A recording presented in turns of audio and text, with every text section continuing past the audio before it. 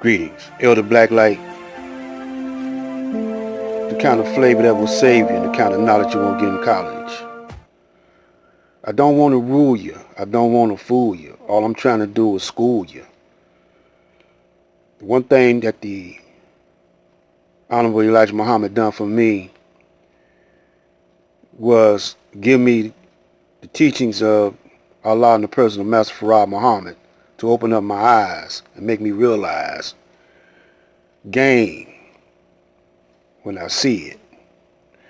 Now, this right here, under the executive order of the President issued April the 5th, 1933, all persons are required to deliver on or before May the 1st, 1933, all gold coins, gold bullions, and gold certificates now owned by them to a Federal Reserve Bank branch or agency or to any member bank of the Federal Reserve System. Executive order. Now, if you didn't give up your cash, gold certificates may be identified by the word gold certificates appearing therein. The serial number of the treasury seal on the face of a gold certificates are printed in yellow. Be careful not to confuse gold certificates with other issues which are redeemable in gold but which are not gold certificates. Federal Reserve notes and United States notes are redeemable in gold but are not gold certificates and are not required to be surrendered. Special attention is directed to the exception allowed under Section 2 of the Executive Order. Criminal penalties for violating the Executive Order is $10,000 fine or 10 years imprisonment or both as provided in Section 9 or the order. So this means that the Federal Reserve System has influence over the president, which was Roosevelt at that time. Now, black man, what were we doing at that time? I doubt if many of us had gold certificates. So you go over here and say, considering the following. Now see this UCC at 2-10-5-9-10 dash 2-10-5, UCC at 2-105 1 and 9-105. This is what Polite hustled off of, and he used Sinetta platform to hustle and get rich off of. Another white man's game. Says the United States is bankrupt and has been since 1933. The government has no gold or silver and is required by the Constitution. Okay, that tells you right there that the Federal Reserve overrode the Constitution. Now this is what I'm trying to wake y'all brothers and sisters up to. That fact right there.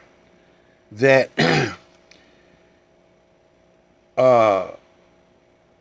they're manipulating the money, the banks are. This COVID-19 is a part of that manipulation because they're getting ready to change the system over to electronic money, bitcoins and so forth right there.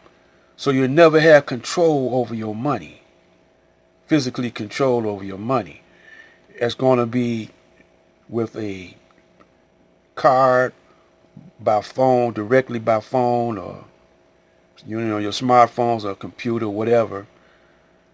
And you're not going to be physically holding any money because why?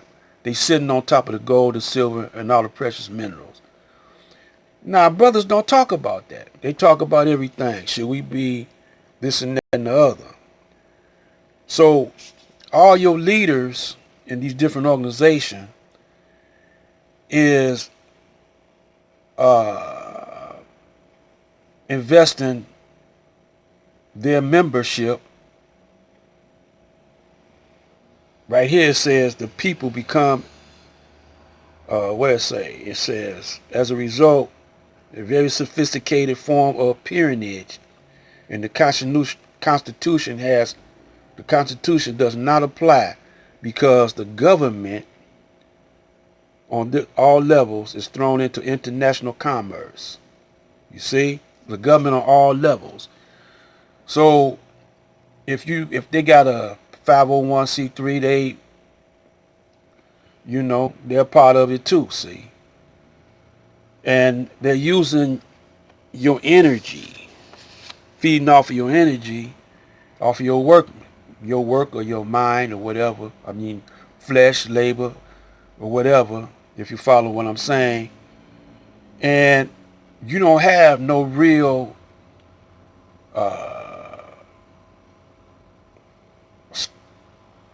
worth, really.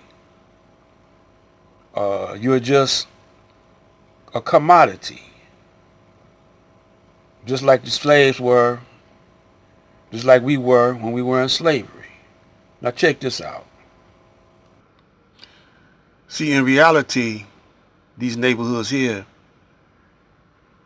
neighborhoods like this all over the planet, or all over the country here in the United States, we're just going to stick with that for right now, United States. You occupy them and you take care of them, you own them, but they got you paying property taxes, or you might have a mortgage or whatever. All your paycheck or stimulus money, whatever, will go right back into the system, and they got you thinking that this is not your property. Check it out. A bit of a simple kind of genre rhyme, the fire and blind eyes open when the rhyme's spoken from the writing. Gentle giant shining armor on the track, soft back that relation, and we put it on wax like that. Welcome to another Cold Fusion video. I'm going to start this video off with a quote. Henry Ford once said, "It is well enough that the people of the nation do not understand our banking and monetary system. For if they did, I believe there would be a revolution before tomorrow morning." I quote this because it encapsulates the fact that the contents of this video may be unsettling compared to the videos that I normally make. I still feel compelled to make this video because I've been exploring the financial world for the last 4 years, and it's definitely given me a more complete view of the world. I want to share some of what I've come across with you guys. I'm also going to do a video about cryptocurrencies like Bitcoin in the future, and to understand why Bitcoin and other cryptocurrencies may continue to rise, it's critical that you understand the contents of this video. I hope that you find this topic interesting and that it inspires you to do your own research afterwards. Now, with that said, let's begin.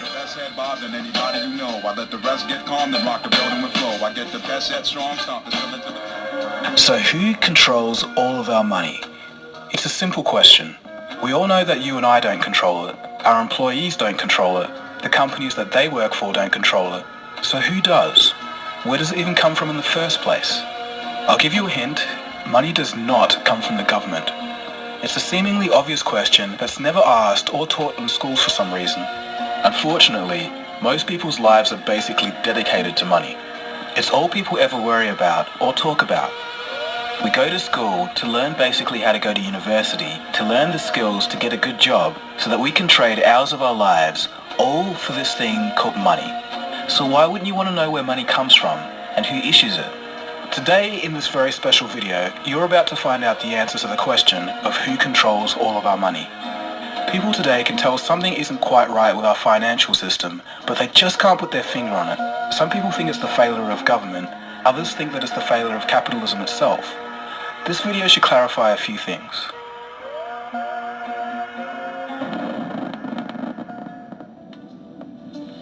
The year is 1694, and England had just suffered through 50 years of war. Exhausted, the English government needed loans to fund their political means. Brainchild of Scottish banker William Paterson, it was decided that a privately owned bank that could issue the money to the government out of thin air was to be the solution. This was the very first modern central banking system in the world. Central banking is more influential than laws, governments, and politicians, but strangely not the focus of the general public. Fast forward to the early 20th century, and after 2 failed attempts, a group of bankers wanted to put a central bank in the United States of America. It was December of 1910, and Senator Nelson Aldrich boarded a private train car in New York with 6 others. The 6 were not to be spotted by any news reporters to avoid questions. Their destination? Jekyll Island off the coast of Georgia. News reporters to avoid questions. Their destination? Jekyll Island off the coast of Georgia.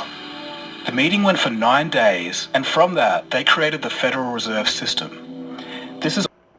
Now, don't nobody talk about this. None of your black leaders, Sinetta, nobody on YouTube, no black man. The white people talk about it. Some white people talk about it. But black people got a double whammy.